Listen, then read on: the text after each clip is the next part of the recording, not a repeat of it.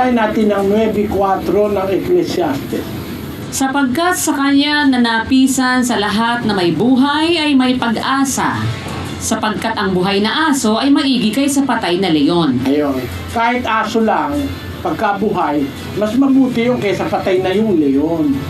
Ganon din naman, ang isang buhay na tao, may pag-asa yun sa Diyos kung hindi pa siya nakakakilala ng katotohanan. Ang katunayan dun sa unang Timoteo 1:13, ganito nakasulat doon, kapatid. Bagaman ang una ako'y naging mamumusong at mang-uusig at mga alipusta, ngayon may pinahabagan ako sapagkat siya ay ginawa ko sa di pagkaalam sa kawalan ng pananampalataya. Nung si Apostol Pablo ay hindi pa apostol, mang-uusig siya, nagpapapatay siya ng tao, mamumusong pa siya, mang-aalipusta pa siya. Pero kung yun, ginawa ko sa hindi ko pagkaalam, sa kawalan ko ng pananampalataya, nagkamit ako ang wika ng kahabagan. Alam mo ang pag-asa mo, kapatid, yung habag ng Diyos, God's mercy. Hindi mo kaya na huminto sa drug addiction at sa pag-inom. Hindi mo kaya yun kahit anong gawin mo. Basahin natin ang 10:23 ng Jeremias. O Panginoon, talastas ko na ang lakad ng tao ay hindi sa kanyang sarili, hindi para sa taong lumalakad ang magtuwid ng kanyang mga hakbang. Hindi kaya ng taong ituwid ang kanyang sarili. Gaya ng isang sasakyan na hindi niya po pwedeng manihohin ang kanyang sarili. Kahit na ngayon, meron na inventong mga sasakyan na merong computer, ang nagmamaneho pa rin yung computer. Kung walang computer, kailangan pa rin ang pagmamaneho ng tao.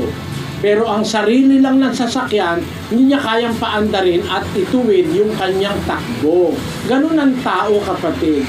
Sabi ng Biblia, talastas ko ang lakad ng tao ay hindi sa kanyang sarili.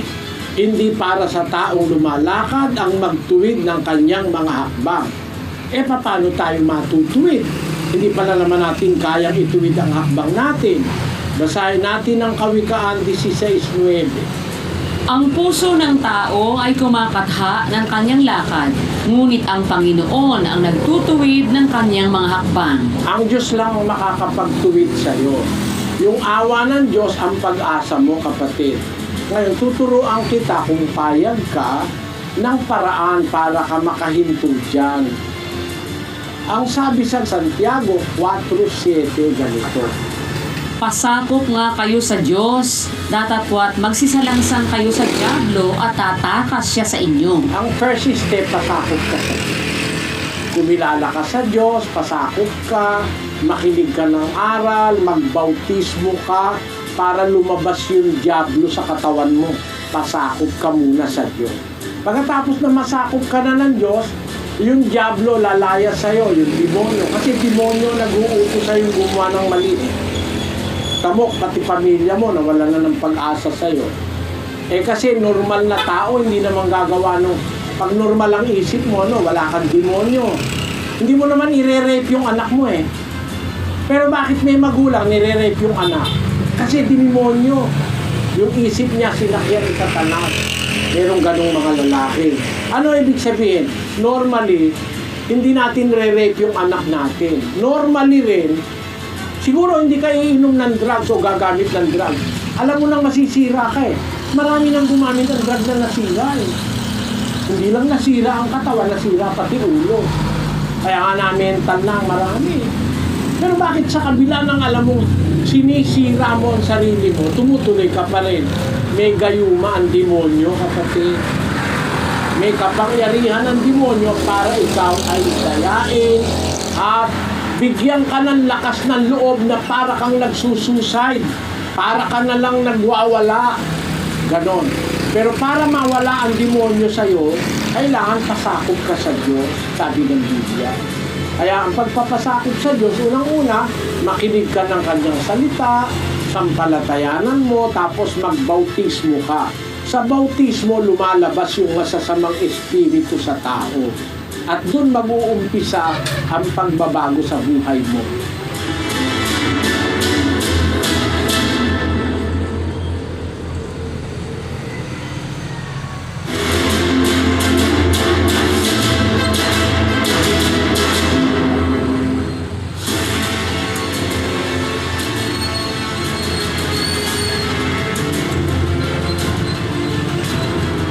kamatayan ng tao, Diyos ang nagpapasya. No? At dalawa pwedeng maging posibilidad, dalawa. Mamatay ka ng maaga o kaya mamatay ka ng matanda ka na. Ano ang nagiging dahilan ng dalawang possibility? Basahin natin ang 7:17 ng Iglesia. Huwag kang magpakasamang lubha, ni magpakamangmang man. Bakit ka mamamatay bago dumating ang iyong kapanahunan? Merong namamatay, wala sa panahon eh. Nag-drug addict ba naman 12 anyos eh. Abi, 18, patay na. Bakit? Nagkaroon ng AIDS, nakikipagturok-turokan eh. May mga AIDS pala yung mga ka-drug addict niya. Patay na siya. Dahil nagpakasama siyang lubha, umupa sa babae. Alam niyo yung mga may AIDS, yung mga may AIDS na meron isang census na nalaman ko. Yung palang may mga AIDS na alam nila, malapit na silang mamatay. Nagiging parang rebelde sila. Meron nga raw isang prostitute na may AIDS. Lumala ang may AIDS siya, hindi na naniningil sa customer. Ino-offer na yung sarili niya. Mas gusto niya makahawa siya sa mas marami para mamatay na rin yung mga ibang tao. Hindi yung kasamaan ng tao. Yung mga ganon, kaya sila namamatay agad dahil sa pagpapakasama, ayaw nilang sumunod sa Diyos. Pero pag susunod ka sa Diyos, ano naman ang sabi ng kasulatan? Kami sa Algis 26. Ang pagkatakot sa Panginoon ay nagpapalaon ng mga kaarawan, ngunit ang mga taon ng masama ay mangangaunti.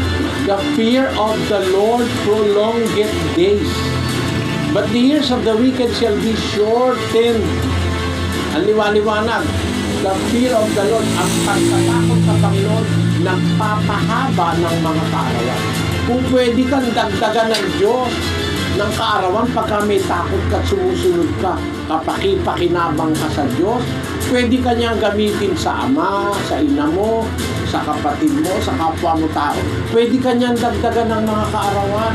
Pero kung magpapakasama ka, pwedeng umikli ang kaarawan mo dahil sa kagagawan mo. Uminom ka ba naman ng alak mula Lunes hanggang Linggo, walang piyesta opisyal sa'yo, sunog yung atay mo. Patay ka sa hepatitis B. Sino may gusto ang Diyos? Ikaw. Dahil ayaw naman ang Diyos na ikaw ay maglasin. Merong tao nagpapakamatay. Sigarilyo ng sigarilyo. Pag naninigarilyo ka, pinaiikli mo ang karawan mo. Sasabihin mo mga naninigarilyo, hindi, pagkatalagang oras mo na. Hindi mo pala alam ang kabutihan ng Diyos eh. Ang kabutihan ng Diyos, kahit na matanda ka na, pagka gusto ka ng Diyos na, ikaw ay bumaba ang buhay mo dahil sumusunod ka sa Kanya, magagawa ng Diyos. Ito yung statistic. Ito? Opo, ang sabi po nila, every cigarette you smoke reduces your expected lifespan by 11 minutes. Kung isang kaha ka maghapon, ilang bang stick yung isang kaha? O 20 times 11, ilang minutes yun? 20 minutes, ilang oras yun? Bible, ito na nga tayo. Yung mababawa sa buhay mo, pagka ikaw ay nanigarilyo ng isang kaha. Kung araw-araw 3.6 hours ang babawasin sa buhay mo, marami kang binabawas na araw. Mathematically speaking. Pero, biblically speaking, pagka ikaw ay may takot sa Diyos, sinusunod ka sa Kanyang kalooban, pwede ka nang magdala. Yun ang sagot sa tanong.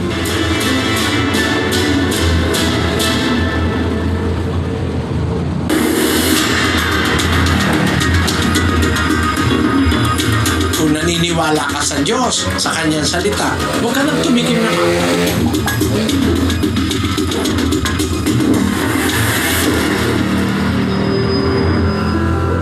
Alam mo ba kapatid ang nagagawa niyang alkohol? Yang alkohol, yan ang dahilan ng mahigit 500,000 taong namatay noong 2013 dahil doon sa tinatawag na mga road accidents na gawa ng alak.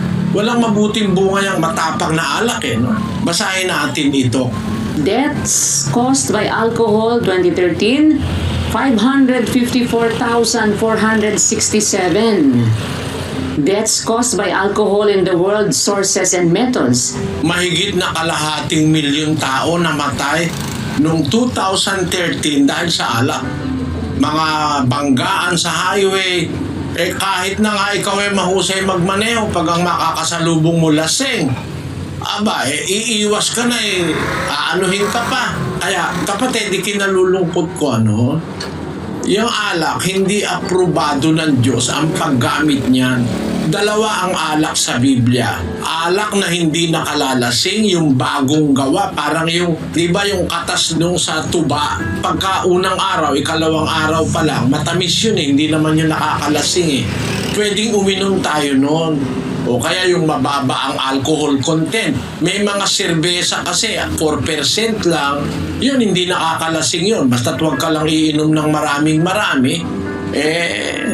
Pero ang masasabi ko sa'yo, yung alak pagka nandun na 14 na, 17, 20% na, ano na yan, demonyo na nasa loob ng bote. Kasi yung espiritu niyan talagang pampaaksidente, pampabasag ulo, pampalakas ng loob, pampaalis ng hiya, no? Pag ang tao lasing na, wala nang hiya Kasi nga kahit senador ka pa, kahit presidente ka pa, paglasing ka na, ay naku, para ka na rin lang bagamundo, para ka na rin lang walang karangalan. Alam mo kapatid, ang dapat mong gawin mula ngayon, kung naniniwala ka sa Diyos, sa Kanyang salita, huwag ka nang tumikim ng alak. Kasi ako ganun Nang itigil ko ang alak, isang pagkakataon lang, sabi ko sa Diyos, hindi na po ako iinom. Hindi na ako uminom. Isang pagkakataon lang, nang itigil ko ang sigarilyo, tinapon ko yung aking lighter na Zippo. Yung gold-plated kong Zippo, napakamahal nun. Mahigit na 2,000. Tinapon ko doon sa Quezon Bridge dahil naintindihan ko masama pala yung paninigarilyo. Napakaraming perwisyo sa katawan, ayaw ng Diyos yun. Sabi ko sa Diyos, di na po ako magsisigarilyo. Mula noon hanggang ngayon, di na. Huwag kang papatukso. Pag sinabi mong ayaw mo na talaga. Kahit alokin ka, pilitin ka, suntukin ka pa, huwag ka nang uulit. Yun ang dapat mong gawin. Kasi kung di mo gagawin ganon, tatawagin ka uli ng tatawagin ng demonyo para isang barkadahan kayong lasenggo. Kahit pag-usapan nyo pa ang Diyos, puro naman kayo lasenggo, imbis matuwa ang Diyos, nagagalit sa inyo.